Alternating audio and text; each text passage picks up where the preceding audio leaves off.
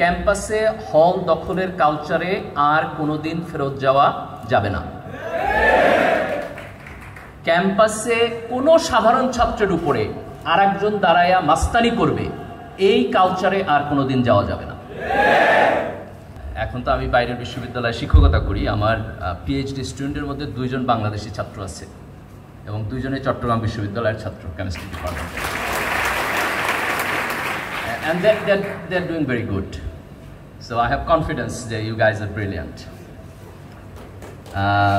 এবং আমি যখন বসে দেখতেছিলাম যে চট্টগ্রাম বিশ্ববিদ্যালয় শাখা তাদের 7 দফা কর্মসূচির একটা বুকলেট করছে। This is wonderful. আমি চট্টগ্রাম বিশ্ববিদ্যালয়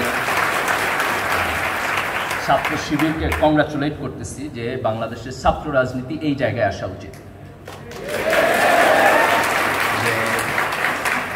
ছাত্র রাজনীতিতে যেই পেশি শক্তির প্রভাব, হল দখল, ক্ষমতা দেখানো, লম্বা লম্বা মিছিল করা, সাধারণ ছাত্রদেরকে জোর করে মিছিল মিটিংয়ে নিয়ে যাওয়া, এই কালচার থেকে ছাত্র রাজনীতি এবং আমাদের জাতীয় রাজনীতি পলিসি লেভেলের ডিবেটে আসা দরকার।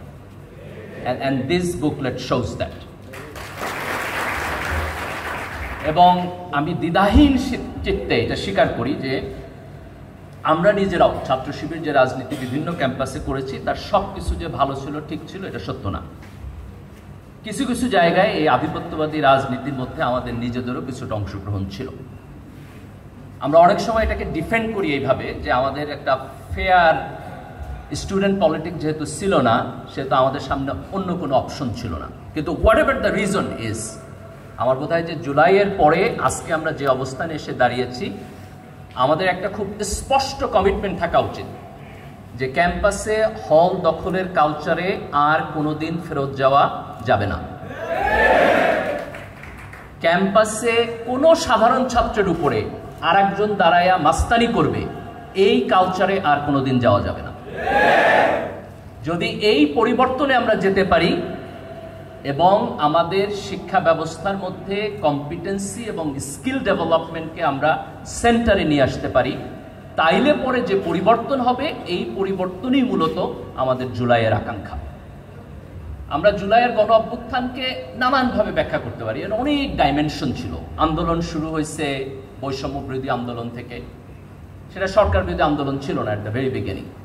তারপরে একটা সার্টেন টাইমে এটা সরকার বিরোধী আন্দোলনে কনভার্ট করেছে। তো আমরা যদি বোঝার চেষ্টা করি যে এই আন্দোলনটা তরুণ প্রজন্মের নেতৃত্বে যে জায়গায় গিয়ে দাঁড়িয়েছে, এটা কেন দাঁড়াইলো, এবং এখানে আরেকটা অসাধারণ কম্পোনেন্ট ছিল, সেটা হলো যে শেখ হাসিনার নেতৃত্বে যেই ফ্যাসিবাদী সরকার এখানে ছিল, যেই একনায়ক সরকার এখানে ছিল, যে মাফিয়া সরকার এখানে ছিল, আপনারা যদি সারা বিশ্বের ইতিহাস দেখেন তাহলে দেখবেন এটা অত্যন্ত শক্তিশালী সরকার ছিল।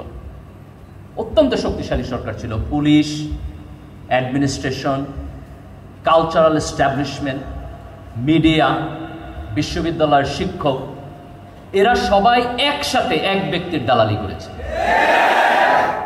একজন বিশ্ববিদ্যালয়ের ভিসির কথা আর রাস্তার একজন পলিটিক্যাল অ্যাক্টিভিস্ট যে টোকাই, তার কথা, এই দুয়ের মধ্যে মানে কে বলতেছে এটা যদি আমি নাম সরায় দিই তাহলে বোঝার কোনো উপায় ছিল না যে কথাটা কার। তো বাংলাদেশ এমন একটা জায়গায় গিয়েছিল। তো সেই জায়গা থেকে এই যে তরুণ প্রজন্ম এত বড় একটা বিপ্লব করতে পারলো, এটাকে আমি একটু ডিফারেন্ট জায়গা থেকে দেখি।